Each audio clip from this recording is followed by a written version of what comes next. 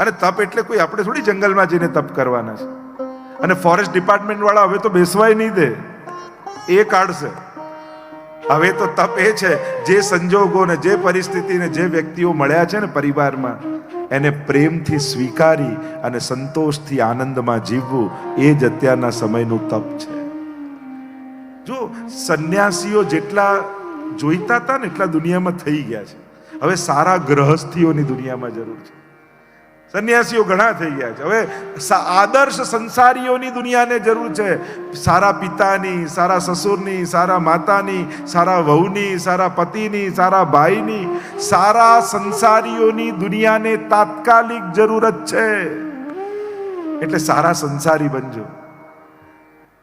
ઘણીવાર બહુ સંન્યાસીઓના મુખે આપણે સાંભળીને એમ થઈ ગયું, આ ધંધો કરવો, બાળકો મોટા કરવા, પરિવાર જાણે કોઈ પાપ જ ના કરતા હોય. અરે આ પાપ નથી, ગ્રહસ્થીનો આ જ ધર્મ છે. તમે ગ્રહસ્થી છો ને, સંન્યાસીઓના ધર્મો જુદા હોય, ગ્રહસ્થીઓના ધર્મ જુદા હોય. તમે જે કરી રહ્યા છો એ ગ્રહસ્થીનો ધર્મ જ છે. એટલે મનમાં એ ગિલ્ટ ભાવ કાઢી નાખો કે અમે તો આમાં જ પડ્યા છીએ ને આ જ કરીએ છીએ, તો આ કોઈ પાપ નથી કરતા. ગ્રહસ્થી આ કરવું જ જોઈએ. એ ન કરતો હોય તો પાપ લાગે. તમે પરિવારને ન સાચવતા હો, તમે જો પરિવાર માટે કમાવા જાઓ, અને ગ્રહસ્થી જેટલો ત્યાગ કરે ને તપ કરે છે ને એટલા તો સંન્યાસીઓને નથી કરવા પડતા. સવારથી ઉઠી પોતાના 5 જણાનું પેટ ભરવા, ઘર ચલાવવા માટે કેટલા લોકો દોડાદોડ કરતા હોય. નાના નાના બાળકોની ઈચ્છાઓ હોય અને એની પાછળ મા બાપ પોતાનો કેટલો ત્યાગ કરી દેતા હોય. પોતાની ઈચ્છાઓનો, પોતાના શોખનો. રોજ એક ગ્રહસ્થી પોતાનું મન મારીને જીવે છે. આ એનું તપ નથી? શું ત્યાં જઈને બધાને છોડીને ક્યાંક બેસી જઈએ એકલા, એ તો બહુ સહેલું છે. બધાની વચ્ચે સહન કરીને દુઃખના ઘૂંટડા પીતા ચહેરો ખુશ રાખીને જીવવું ને, એ મોટું તપ છે. અને આ તપ ગ્રહસ્થી કરે છે. બધા જ દુઃખોને સહન કરી પોતાના મનને કેટલી વાર મારવું પડે. શું આ તપ ન કહેવાય?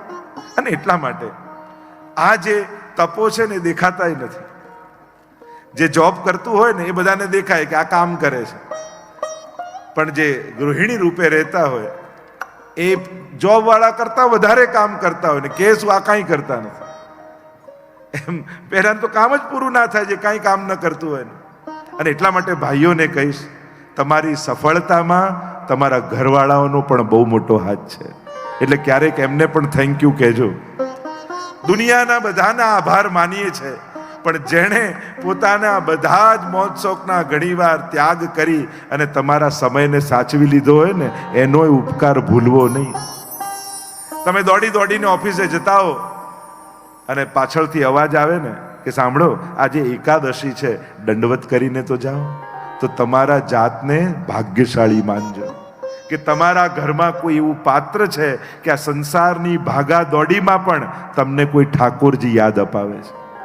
એટલે એનો આભાર માનજો, એને થેન્ક યુ કહેજો કે થેન્ક યુ, સારું થયું તે મને યાદ અપાવ્યું, ઠાકોરજીને દંડવત કરીને જાઓ. આ બહુ મોટી વાત છે. ઘણીવાર રોજબરોજની ઘટનાઓની આપણને મહત્તાઓ નથી હોતી, એટલે આ મોટી વાતો પણ આપણને રોજબરોજની લાગે છે. સત્યમ નાસ્તિ તપઃ શૌચમ દયા દાનમ ન વિદ્યતે. શૌચમ પવિત્રતા જતી રહી. વૈષ્ણવનું ઘર પવિત્ર પણ હોય, સ્વચ્છ તો હોય જ, પણ એની પવિત્રતા પણ જાળવવી. કારણ કે આપણા ઘરે ઠાકોરજી વિરાજે છે, અને જે ઘરે ઠાકોરજી હોય ત્યાં થોડી મર્યાદા પણ હોય. કારણ કે પ્રભુ છે અને પ્રભુના ઘરમાં નિત્ય ઠાકોરજી ત્યાં બિરાજે છે, ભોગ આવે છે. એઠા જૂઠાનું આદિનું થોડો ખ્યાલ રાખો. સ્વચ્છ ઘરની સાથેની પવિત્રતાનો પણ વિવેક રાખો. એ જ તો ફરક છે.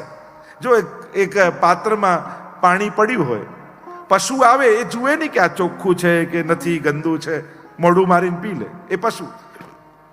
કોઈ માણસને પીવું હોય તો જુએ આ ચોખ્ખું છે કે નહીં, આને ગાળ્યું છે કે નહીં, ઉકાળ્યું છે કે નહીં, એ ચોખ્ખાઈ જુએ.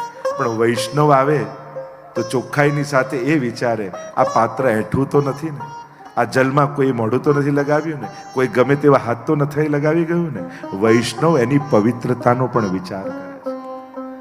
અને એટલા માટે વ્યક્તિ કરતા પણ જ્યારે વૈષ્ણવ થઈને જીવીએ છે ને, ત્યારે એ જ વસ્તુને જોવાના દ્રષ્ટિકોણ બદલાઈ જાય છે. આ તો સારું થયું કોરોના આવ્યું એટલે બધાને અપરસ આવડી ગઈ. અડતા નહીં હું અડતા, જે આનાથી નારાજ થતા ને એ પોતે 2 વર્ષ સુધી અડતા નહીં કરતા થઈ ગયા. આ શું વાતે વાતે હાથ ધોવાના, એ પોતે આવીને હાથ ધોતા જ થઈ ગયા. ઘણી વાર વિચાર યા સિદ્ધાંત ન શીખવાડે તો ભગવાન સંજોગોથી શીખવાડી દેતો હોય છે. જ્યારે વાત ન માનીએ તો ભગવાન વ્યવસ્થા કરી દે છે. આમ સત્યમ નાસ્તિ તપ શૌચમ દયા દાનમ ન વિદ્યતે ઉદરમ ભરીણો જીવા વરાકા કૂટ ભાષણ. લોકો પેટ ભરવા માટે જીવા લાગ્યા અને નારદજી કહેવા લાગ્યા, જ્યારે આવા સંજોગો થયા, ચારે બાજુ કલયુગનો પ્રભાવ દેખાવા લાગ્યો, હું પરિભ્રમણ કરતો વ્રજમાં આવ્યો અને યમુનાજીના તટ પરથી હું જઈ રહ્યો હતો. મને એક દ્રશ્ય દેખાયું અને પાછળ એક સ્ત્રીનો અવાજ સંભળાયો, ભો ભો સાધો ક્ષણમ તિષ્ઠ. અરે મહાત્મન, ક્ષણવાર માટે ઉભા રહો. આકાશવાણી થઈ, નારદજી સત્કર્મ કરો, સત્કર્મ કરો એમ કહ્યું, પણ સત્કર્મ કયું કરો એ ન કહ્યું. નારદજીએ વચન આપ્યું, ભક્તિ મહારાની, હું તને વચન આપું છું, તારા દુઃખનું નિવારણ કરીશ. અને એ ચિંતા કરતા કેમ કરીને ભક્તિના દુઃખનો ઉપાય શોધવો, અને એ ચિંતામાં નારદજી પરિભ્રમણ કરતા બદ્રી વિશાલમાં આવ્યા. સનકાદિ ઋષિઓ સાથે મેળાપ થયો છે. પ્રશ્ન કર્યો, શું ઉપાય? સનકાદિઓએ કહ્યું, જો નારદજી, અમે તો સત્સંગ માટે જ એકત્રિત થયા છે અને તમારા દુઃખનું નિવારણ અમારી પાસે છે. ભક્તિના દુઃખની નિવૃત્તિ કેમ થાય? તો સનકાદિ ઋષિઓએ કહ્યું, શ્રીમદ ભાગવતની તમે કથા કરો. ભાગવતની કથા દ્વારા ભક્તિ મહારાની યુવાન થશે. પણ કોણ કરે કથા? સનકાદિઓએ કહ્યું, અમે તો સત્સંગ માટે જ આવ્યા છીએ. કોઈ બોલનારું મળે તો સાંભળવા બેસી જઈએ અને કોઈ સાંભળનારું મળે તો ગાવા લાગીએ. અમારે તો મતલબ ભગવત ચર્ચાથી છે. કોણ બોલે ને કોણ સાંભળે એમાં અમે પડતા નથી. જો નારદજી તમે કહો તો અમે પોતે ભાગવત કથા કરી. નારદજી તો પ્રસન્ન થઈ ગયા. એક તો ભાગવત જેવી કથા અને એ પણ સનકાદિઓના મુખે, તો આનાથી વિશેષ બીજો કયો લાભ? ક્યાં કરું, ક્યાં વ્યવસ્થા કરું? સનકાદિઓએ કહ્યું, હરિદ્વાર પાસે આનંદ નામનો તટ છે અને ત્યાં ભાગવત કથાનું આયોજન કરો, બધાને આમંત્રિત કરો. વિશાળ પંડાલ બાંધ્યો છે ગંગાજીના તટ ઉપર, બધાને આમંત્રિત કર્યા. બધી જ નદીઓ, પર્વતો, ઋષિઓ, વનો, બધાને આમંત્રણ આપ્યા. સનકાદિ ઋષિઓ બિરાજ્યા છે વ્યાસપીઠ ઉપર, મુખ્ય શ્રોતા રૂપે નારદજી બિરાજ્યા છે. આખો પંડાલ ભરાયો છે અને ભાગવતના મહાત્મ્યનું વર્ણન કરતા બોલ્યા, ગંગા ભાગવત કથા એવી છે કે આ કથાના માધ્યમથી ભગવાન જીવના કર્ણ દ્વારા હૃદયમાં આવીને બિરાજી જાય છે. એવો આ કથાનો પ્રભાવ છે. અને એમાં પણ અંતકાલે તું એ નૈવ શ્રૂયતે શુકશાસ્ત્રવાક, પોતાના જીવનના અંત સમયમાં કોઈ આ ભાગવતની કથાને સાંભળી લે તો એને તો લેવા માટે ભગવાન પોતે આવે છે. એવી મહત્તા ભાગવતની છે. જેણે જીવનમાં એકવાર પણ ભાગવત સાંભળ્યું છે ને, એ નિશ્ચિંત થઈ જજો, એના અંત સમયે યમદૂતો નહીં આવે, ભગવાન જ એને લેવા આવશે. કારણ કે ભાગવતના મહાત્મ્યનું પ્રમાણ આપ્યું છે. રાજસુ અશ્વમેધયો, એમાં પણ કોઈ આખી કથા નહીં તો અડધી નહીં તો એક અધ્યાય નહીં તો એક શ્લોક નહીં તો અડધો શ્લોક, એટલું પણ જો સાંભળે તો રાજસુ અને અશ્વમેઘ યજ્ઞના ફળ એને મળે. એટલું બધું મહાત્મ્ય બતાવ્યું. જ્યાં ભાગવતના મહાત્મ્યનું વર્ણન કરી રહ્યા હતા એટલામાં સભામાં એક આશ્ચર્ય થયું. એક યુવાન સ્ત્રી 2 યુવાન પુરુષોની સાથે પ્રગટ થઈ ગઈ. બધા જ અંદર ચર્ચા કરવા લાગ્યા, આ સ્ત્રી કોણ છે, આ પુરુષો કોણ છે? કહ્યું, આ તો ભાગવતના અર્થોમાંથી પ્રગટેલા ભક્તિ મહારાની જ્ઞાન અને વૈરાગ્યની સાથે પ્રગટ થઈ ગયા છે. કથા થઈ રહી છે ગંગાજીના તટ ઉપર, ભક્તિ મહારાની છે યમુનાજીના તટ ઉપર. પણ કથા જે નિમિત્તે રાખો એ નિમિત્ત સુધી કથા પહોંચી જ જાય છે. જે નિમિત્તે એ જીવની કોઈ પણ લોકમાં ગતિ હોય ત્યાં સુધી એ કથાની ગતિ છે. પ્રભાવ થયો કથાનો. જ્ઞાન અને વૈરાગ્ય યુવાન થયા, સભામાં પ્રગટ થઈ ગયા. પ્રશ્ન કર્યો છે, આખો પંડાલ ભરાયેલો છે, બતાવો નારદજી અમે ક્યાં બેસીએ? ત્યારે કહ્યું, તમારા બેસવા માટે મેં જગ્યા શોધી રાખી છે. હે ભક્તિ મહારાની, તમારા બંને પુત્ર જ્ઞાન અને વૈરાગ્યની સાથે આ જે કોઈ કથા સાંભળી રહ્યા છે એ શ્રોતાઓના હૃદયમાં જઈને બિરાજમાન થઈ જાય. અને ત્યારથી એમ કહેવાય કે જે ભાગવતમાં બેસે એના હૃદયમાં ભક્તિ, જ્ઞાન અને વૈરાગ્યની સાથે એના હૃદયમાં નિવાસ કરે છે. જો ને કથા સાંભળીએ તો આપમેળે ભાવ જાગે, એટલે ભક્તિ યુવાન થાય. આટલા કલાક ઘર છોડીને અહીંયા બેસો એ તમારું વૈરાગ્ય જ છે ને. અને બીજું તો કાંઈ નહીં, 7 દિવસ 4 કલાક કોઈને નડ્યા નહીં એ ઓછું છે? આટલા કલાક કોઈના માટે ખરાબ વિચાર્યું નહીં એ ઓછું છે? અત્યારે તો કોઈને પાડીએ નહીં ને એ પણ મદદ જ છે, કોઈને નડીએ નહીં એ પણ મદદ જ છે. સહજ છે.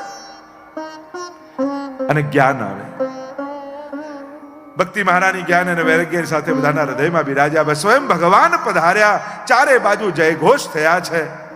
પ્રશ્ન કર્યો કે આ કથા કોઈ પાપીને તારે?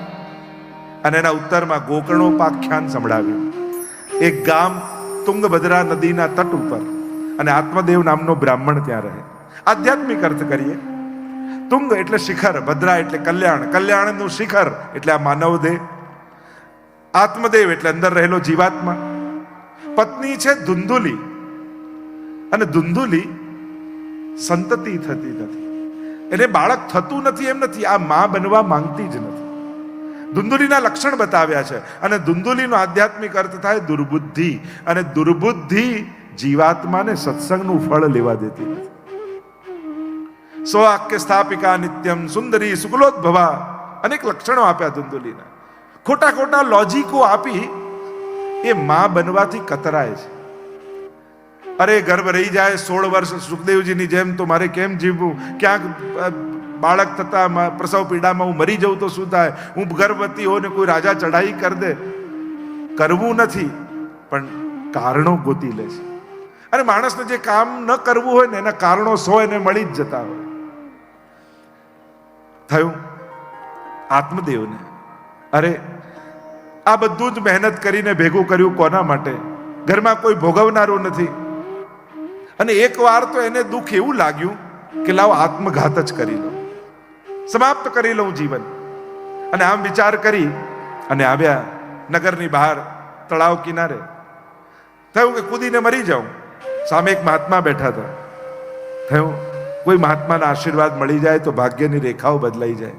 દોડતા આવ્યા મહાત્માની પાસે ને વિનંતી કરી, મારે કોઈ સંતતિ નથી, આપ કૃપા કરો તો ઘરમાં પારણું બંધાય. માથું પછાડવા લાગ્યો આત્મદેવ, જો આપ આશીર્વાદ નહીં આપો તો માથું પછાડી પછાડી અહીંયા જ મરી જઈશ, બ્રહ્મ હત્યાનું પાપ આપને લાગશે. મહાત્માએ આંખો બંધ કરીને જોયું ને આત્મદેવને કહ્યું, આત્મદેવ આ જન્મમાં નહીં 7 જન્મ સુધી તારે કોઈ સંતતિનો યોગ જ નથી. અને જ્યારે આવા વચન કહ્યા, હવે તો એટલું મનમાં લાગી આવ્યું, હવે તો મારે જીવન સમાપ્ત કરી દેવું છે. જો આપ કૃપા નહીં કરો તો આત્મઘાત કરી લઈશ. જો બધાને બધું મળે એવો કોઈ કોન્ટ્રાક્ટ કરીને આપણે ભગવાન જોડે આ દુનિયામાં આવીએ છીએ. બધાને બધું મળી શકતું નથી, પણ જે મળ્યું છે એને ભગવાનનો પ્રસાદ માની માથે ચડાવતા શીખો. અભાવને રડ્યા કરશો ને તો રડ્યા જ કરશો જિંદગીભર. કારણ કે જે વસ્તુને કારણે તમે દુખી છો એ વસ્તુ બીજા પાસે, જેની પાસે હોય ત્યાં જઈને જોઈ આવો. બોલો શ્યામ સુંદર શ્રી અમને મહારાણી જી જય.